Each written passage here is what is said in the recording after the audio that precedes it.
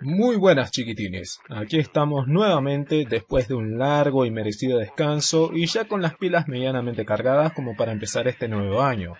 En esta ocasión les traigo una suerte de top o especial que cierta persona me había pedido y yo lo venía postergando hasta el día de la fecha porque soy bastante quisquilloso con las selecciones que hago para este tipo de videos.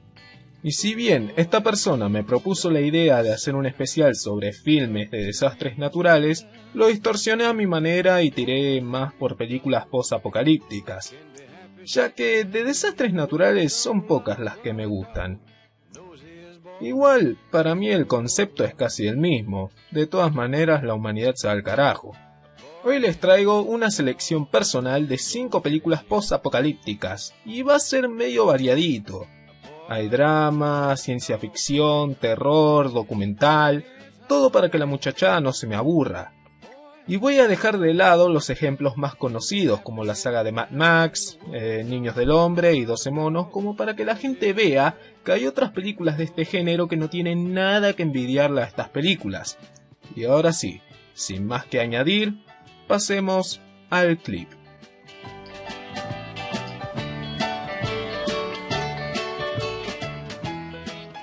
¿Qué obtienes si sumas a Don Johnson más un perro telepático y la guerra nuclear?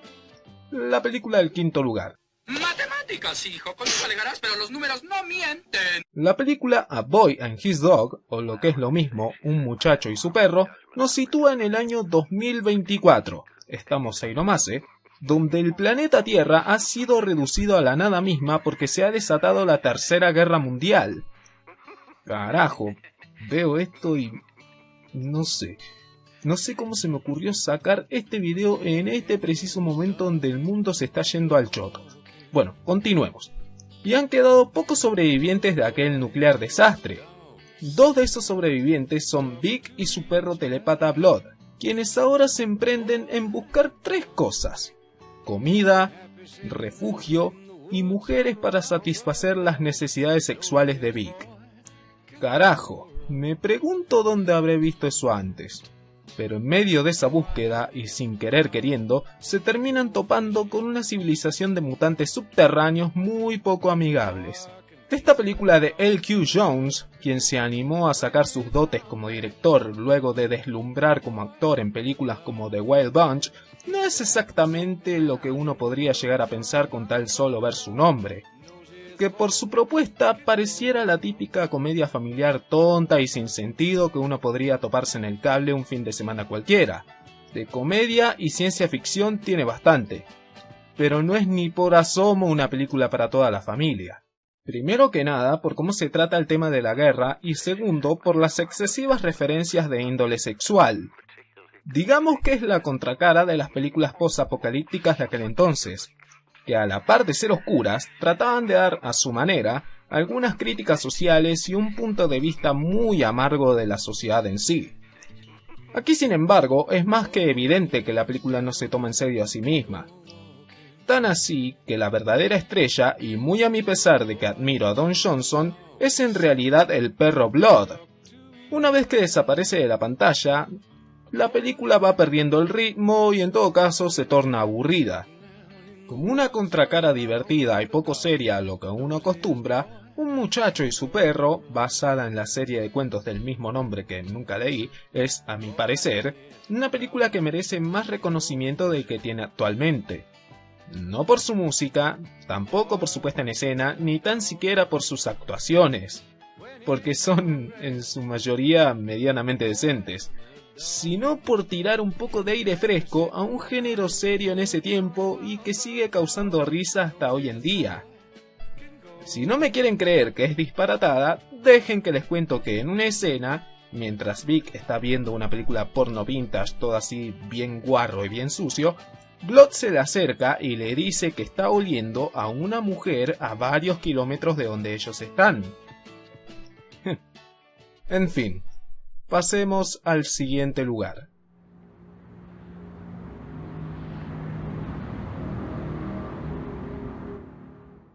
La película Treats de Mick Jackson nos muestra cómo una gran catástrofe, en este caso una guerra nuclear, destruye los hilos que mantienen unida a la sociedad moderna. La película en sí se centra en dos familias de Sheffield y empieza 2 meses antes del ataque nuclear. El espectador puede ver su forma de vida, así como sus reacciones ante el estallido de las hostilidades y su escalada apocalíptica. Podrá ver igualmente el papel del Reino Unido ante la guerra y el comienzo de los bombardeos estratégicos, y también podrá seguir la manera de reaccionar de los miembros de las dos familias, así como su muerte y las consecuencias médicas, económicas, sociales y ecológicas de una guerra nuclear. La película salió en la época dorada de los documentales a los Faces of Death, de aquellos que pretenden hacernos creer que algo es real cuando es solo una recreación de un hecho. Y en este caso, es una representación de algo que podría haber llegado a ocurrir en ese tiempo, cuando la Guerra Fría entre Estados Unidos y la Unión Soviética estaba a flor de piel, y cómo este conflicto también afectaba a otros países. Lo que esta película para televisión quiere demostrar es justamente los efectos de la guerra nuclear más a un nivel político que a uno social, y de hecho, se la considera como una de las pioneras en representar el invierno nuclear en toda su puta gloria. También se le suma a su credibilidad el formato en el que se nos presenta esta película, como bien dije, el formato documental. Por ende, la película tiende a tornarse lenta en su desarrollo, ya que nos pone en contexto para así, cuando menos nos lo esperamos, el conflicto nos estalla en la cara. Literalmente. Es una película bastante completa, tanto en su argumento como en el desarrollo del conflicto nuclear y sus líneas temporales o cronológicas, ya que prácticamente nos cuentan cómo se fue generando el conflicto entre Estados Unidos y la Unión Soviética hasta llegar al desastre nuclear en el Reino Unido, pero con muy pocas representaciones visuales, ya que en su mayoría se cuentan a base de emisiones de noticieros y de radio, y eso ayuda bastante teniendo en cuenta el formato en el que se presenta esta película y que trata de ser lo más realista que se puede. Es un documental dramático muy interesante de descubrir, sí señor. Lento en su ejecución y con actuaciones que podrían haber sido mejor de lo que uno espera. Pero aún así, en cuanto a contenido, desarrollo de historia y dramatismo, es un documental que se lleva las palmas.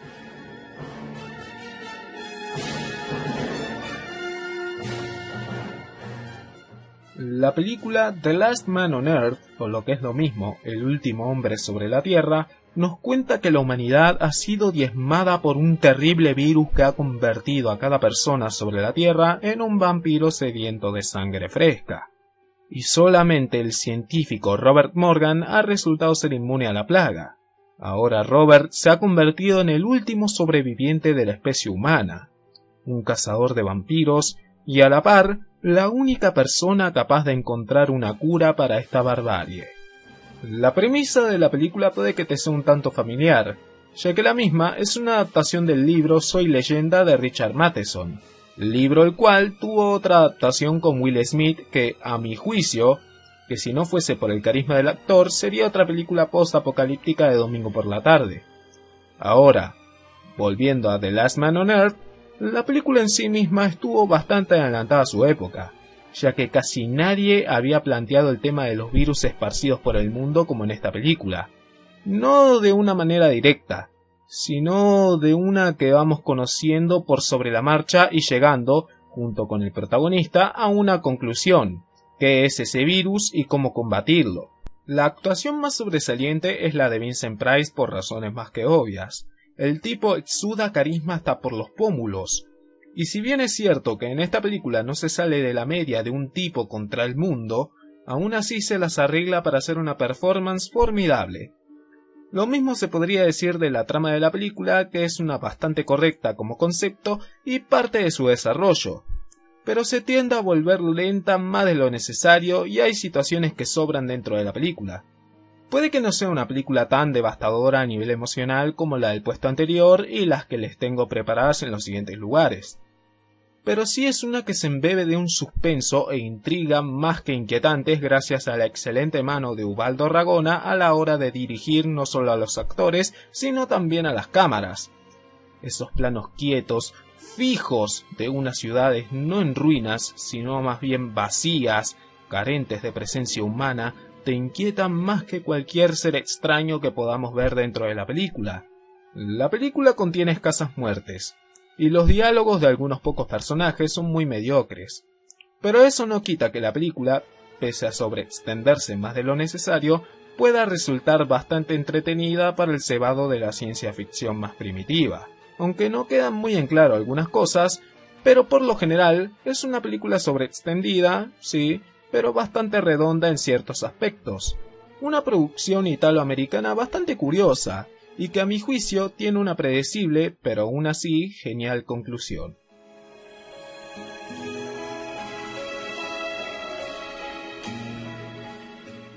En el segundo puesto nos encontramos con la película, a ver si me sirven de algo mis lecciones de japonés, Fukatsu no Ai, mejor conocida como Virus, la cual nos cuenta que el mundo está sufriendo un apocalipsis bacteriológico a causa de la liberación accidental de unos gérmenes que habían sido desarrollados para la guerra biológica.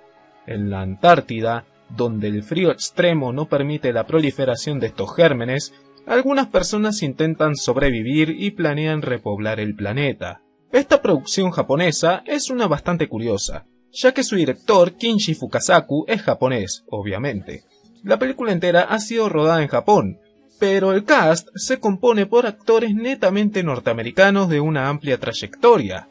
Entre ellos tenemos a Robert Bond, a quien pudimos ver en la genial Los 10 Mandamientos, a Olivia Hussey, de quien ya hablé en mi video sobre Navidades Negras, George Kennedy, a quien vimos en Creepshow y en un montón de cosas más, y uno que probablemente los más jóvenes conozcan, a Bo Svensson, a quien lo vimos en peliculones como El Sargento de Hierro, de Clint Eastwood, Bastardo sin Gloria, de Quentin Tarantino, etcétera, etcétera, etcétera.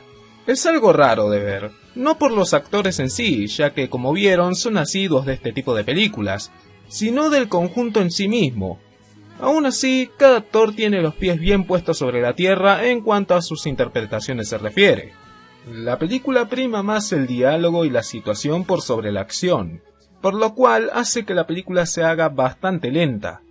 Pero, al igual que en el puesto anterior, el uso del diálogo por sobre la acción hace que podamos llegar junto con los protagonistas a una solución. Pero en este caso, cuando creemos que aún hay esperanza y que toda esta barbarie ha de acabar, la realidad nos estalla en la puta cara, ya que surge una situación cerca de esta solución que solo empeora las cosas y augura el peor final para nuestros protagonistas. La película no es explícitamente violenta, ya que como dije, predomina bastante el diálogo más que la acción. Pero eso no nos priva de ver de manera ocasional algún que otro cadáver pudriéndose o alguna deformación gracias al virus. Pero lo que realmente impacta de la película más allá de lo asquerosamente visual es su atmósfera poco esperanzadora, con escenarios vacíos y muy poco poblados, en donde solo la chatarra y algún que otro bichejo anda pululando por ahí, y la dirección de cámaras por parte de Fukasaku, con planos de movimientos lentos y un sonido ambiente predominante, hacen que esta película pueda asustarnos más por la puesta escénica y visual más que por algo vomitivo o sangriento.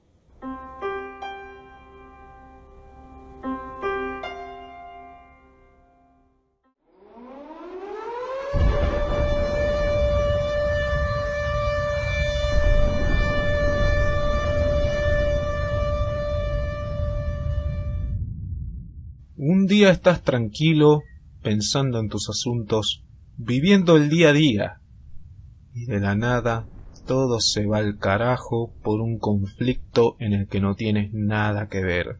Básicamente, eso es lo que nos plantea la película del primer lugar. Damas y caballeros, les presento El día después. Ambientada a mediados de la década de los 80, en plena Guerra Fría, la película narra los devastadores efectos de un holocausto nuclear en la vida de los habitantes del pequeño pueblo norteamericano de Lawrence, en Kansas.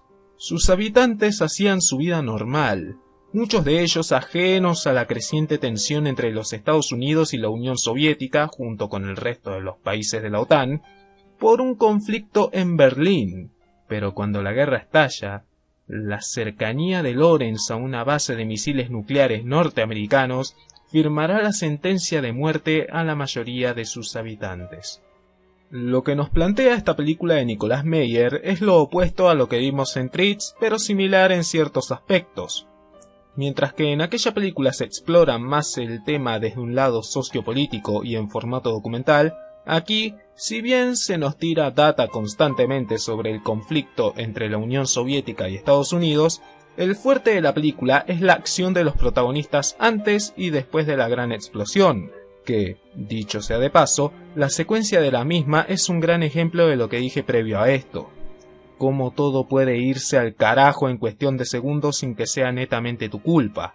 Bueno, volviendo, como algunos tratan de sobrevivir y ayudar a sus pares mientras otros solamente defienden lo poco que les queda. Esta película, a diferencia de las anteriores en las que encuentran una solución o hay un ápice de esperanza para los protagonistas, por lo general te va tirando abajo a nivel emocional. Las escenas del hospital en donde se atienden a los heridos por radiación, los escenarios hundidos en la miseria y el final, ese final austero, es uno que completa este cóctel emocional. Uno simple y sencillo donde la pantalla poco a poco se funde a negro mientras oímos una emisión de radio. En dicha emisión hay alguien que pregunta constantemente: ¿hay alguien vivo ahí? Pregunta que no obtiene respuesta.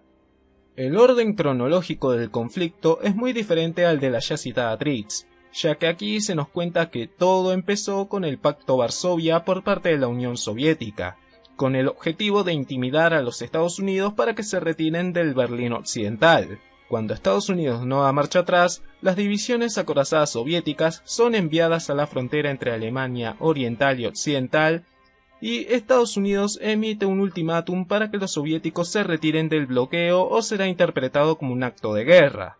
Los soviéticos se niegan, y el presidente de los Estados Unidos ordena que todas las fuerzas militares del mundo estén alerta. El resto es algo muy extenso y muy complicado de explicar de una manera breve, pero es quizás una de las partes más llamativas de la película y que encaja justo con la ambientación temporal que se le da a la misma. En algunas películas desconocemos la fecha de los hechos y no sabemos en qué espacio-tiempo se ubican. Aquí estamos en una representación de la Guerra Fría y sus consecuencias por parte de USA. Pero la diferencia es que aquí es tratado más desde un costado realista, más que solo ser una película post-apocalíptica más. En la película se utiliza metraje reciclado real de pruebas de bombas atómicas en la ciudad de Kansas, misma ciudad en donde se desarrolla la película. The Day After, o El Día Después, no solo es un film post-apocalíptico cualquiera. Es una película capaz de desgarrarte emocionalmente gracias a las interpretaciones y el respeto con el que se trata la historia a sí misma y su desarrollo. En definitiva, una gran película. Y bueno, chiquitines, de esta manera arrancamos el año y como bien indiqué al principio, la cosa iba a ser muy variadita en cuanto a géneros. Igual, de cierta manera traté de ser breve en algunos puestos porque aún la cabeza no me funciona del todo debido al efecto post fiestas. Pero de a poco volveré a la rutina, así que por favor ténganme paciencia, por favor se los pido. En fin, espero que hayan disfrutado de mi compañía y quiero saber, como siempre, qué películas hubiesen puesto o en caso de que lo dejen tal cual lo hice, qué piensan sobre estas películas que elegí. Esto ha sido todo por esta semana. Yo soy el Guardián y como dicen en mi barrio, si hay un apocalipsis bacteriológico es culpa de Estados Unidos y nos vimos en Disney. Hasta la semana que viene, cuando el baúl de los horrores se abra nuevamente.